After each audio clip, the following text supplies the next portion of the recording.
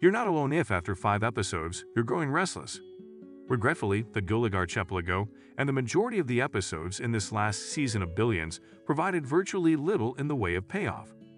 The only noteworthy developments were Wags getting investment sign-off rights, Dave Mahar breaking Chuck's tight hold on the Mike Prince probe, and Taylor formally joining Wendy and Wags in their embryonic Rebel Alliance fifth column.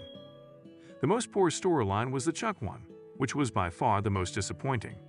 Chuck Rhodes, the man who was able to change the Overton window with regard to his BDSM tendencies, is currently devoting his time to assisting his constable in averting a vanilla sex scandal, to use Ira Shermer's words exactly. After Ira gets mugged one night, Chuck's best friend is terrified that the obscene movies he and his wife made will be seen by the public. After that, Chuck starts yanking at every thread he can think of in an attempt to get Ira's phone back. He begins by lying to Raul Gomes, the recently appointed NYPD commissioner and Ira's nemesis, saying that Ira's phone had documents with national security implications. Chuck has his request for CCTV access granted by Gomes, but once the mugger is apprehended, the phone becomes evidence on a matter of national security. Therefore, it cannot be returned to its owner. Well done, Chuck. Chuck now has to show up to the Gomez celebration party and make a lot of small conversation with whoever is holding Ira's phone hostage. The problem is that somebody is Dave Mahar, the Attorney General of New York, and nowadays she doesn't think much of Chuck. He first betrayed her by becoming irritated with her attempt to keep him informed about the Mike Prince inquiry. Then, when she'd come into his office earlier with a sweet potato pie in hand, requesting to return to the Prince case, he'd brashly rejected her. Dave just asks that she give up the phone and be made first chair and special assistant United States Attorney in any federal prosecution involving Michael Prince. Awesome Dave, she is skilled at playing hardball, and we all know that Chuck would prefer that no one else supervise Mike Prince's conviction. However, Chuck is sharply reminded by Dave, sharing is caring. Furthermore, he loves Ira too much to allow him to face public humiliation. I'm not sure. The ease with which Chuck allowed Dave to assume command of the Prince probe seems strange. It goes beyond the fact that Ira is his friend.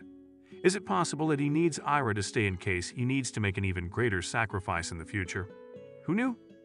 The Gulag Archipelago also had a half-baked subplot that briefly brought us up to date with Brian Conrady, Chuck and Kate Sacker's old co-worker. The former attorney, who was imprisoned at the conclusion of Season 4 due to a long-running scheme orchestrated by Chuck, is now out of jail and employed in Queens as a hibachi chef. Kate worries that Conrady and his safecracker brother will be a burden for her, so she pays him a visit at his new job. The fact that Kate collaborated with Chuck to falsely imprison him, despite having a significant part in his eventual release, suggests that Conrady could pose a challenge to her political future.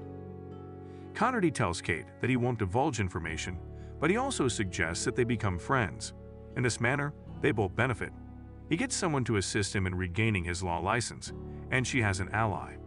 Indeed, am I correct in thinking that transactional connections are the best kind? What baffles me, though, is Kate's persistent postponement of her own congressional bid. Getting Mike Prince into the White House, does she really think that will give her the advantage she needs? I really dislike this character's current state of affairs. She was once a proud member of the political animal community. It's evident that Billions has never given Kate Sacker enough attention. Regarding the storyline involving Mike Prince Capital and its developing fifth column, I have yet to witness any intriguing developments. This episode features Taylor putting on her own independent scheme that, while short-term in nature, hurts Prince's portfolio. If anything, Wags' newly acquired approval privileges were the best outcome of Taylor's ploy. To cap it all off, Taylor consents to participate in Wendy and Wags' internal sabotage. While not particularly riveting, Aisha Kate Dillon's conversation while choking on helium is entertaining enough. This week's major MPC conflict is that Taylor and Philip are resentful of their helpless positions because Prince must approve any new investments beyond $500 million. As Prince is busy courting Killer Mike to secure the president's support, achieved by pledging to personally invest in black-owned banks, Taylor is leading a massive project that needs support of at least $600 million. In the end, Prince and Scooter gave up their phones during their meeting with the rapper activist, which means the MPC team loses out on the buy-in opportunity. It seems that Taylor put this all up.